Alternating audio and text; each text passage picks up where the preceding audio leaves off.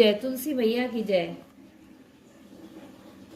कार्तिक महात्म अध्याय 25। सबसे पहले गुरु महाराज जी का ध्यान करेंगे। गुरु ब्रह्मा गुरु विष्णु गुरुदेवो महेश्वरा गुरु साक्षात परब्रह्म तस्मै श्री गुरुवे नमः। हाथ में फूल चावल लेते हुए गुरु महाराज जी को चढ़ाएंगे। कथा सुनते समय कहानी का हुंकारा जरूर भरें, जिससे कि आपको पूर्ण फल की प्राप्ति हो। बोले गणेश जी महाराज की जय। एक बार विनायक भगवान चुटकी में चावल और कुलिया में दूध लिए फिर रहे थे।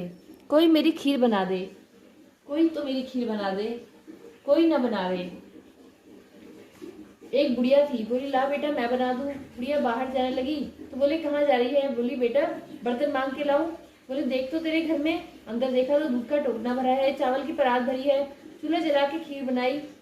खीर निकलने लगी। बहू ने कटोरा भर के किवाड़ के पीछे विनायक बाबा का छींटा लगा के खा ली। जब सारी खीर बन गई तो बुढ़िया बोली क्या बेटा जिम ले।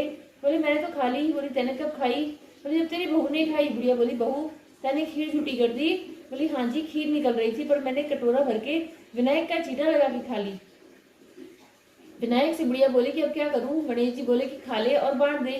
बुढ़िया खीर बांटने लगी तो दुनिया में चर्चा होने लगी कि कल तो यह भूखी मरती थी और आज खीर बांट रही है। झोपड़ी को लात मारी महल बन गया, खूब धन हो गया। जैसे विनायक बाबा बुढ़िया माई पे कृपा करिए, ऐसे हम सब पे करना। कहते सुनते हुंकारा भरने वालों पे करना। बोलिए गणेश जी महाराज की जय। कार्तिक महात्म अध्याय 25। धर्मदूत ने कहा कि तीर्थ दान और व्रत आदि शुभ साधनों के द्वारा पाप नष्ट होते हैं, किंतु तुम इस समय प्रेत के शरीर में स्थित हो, अतः उन शुभ कार्य में तुम्हारा अधिकार नहीं है। तथापि तुम्हारी ग्लानि देखकर मेरे मन में बड़ा दुख हो रहा है।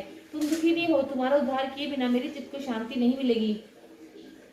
अतः मैंने जन्म से लेकर आज तक जो भी कार्तिक व्रत का अनुष्ठान किया है, उसका आधा पुण्य लेकर तुम उत्तम गति को प्राप्त हो। यूं कहकर धर्मदत्त ने द्वादशाक्षर मंत्र का श्रवण कराते हुए तुलसी मिश्रित जल से ज्यों ही उसका अभिषेक किया है, त्यों ही प्रेत शरीर से मुक्त होकर दिव्य रूप धारिणी देवी हो गई, लावण्य से भरपूर साक्षात लक्ष्मी हो गई। तदनंतर उसने भूमि पर मस्तक टेककर ब्राह्मण देवता को प्रणाम किया और अनंत विभोर हो गदगद वाणी में कहा कि दुष्श्रेष्ठ आपकी कृपा से मैं नरक से छुटकारा पा गई हूँ। मैं पाप के समुद्र में डूब रही थी, आप मेरे लिए नौका के समान हो गए। वह इस प्रकार ब्राह्मण देव से वार्तालाप कर ही रही थी कि आकाश से एक तेजस्वी विमान उतरता दिखाई दिया। वह श्री विष्णु के समान रूप धारण करने वाले पार्षदों से युक्त था।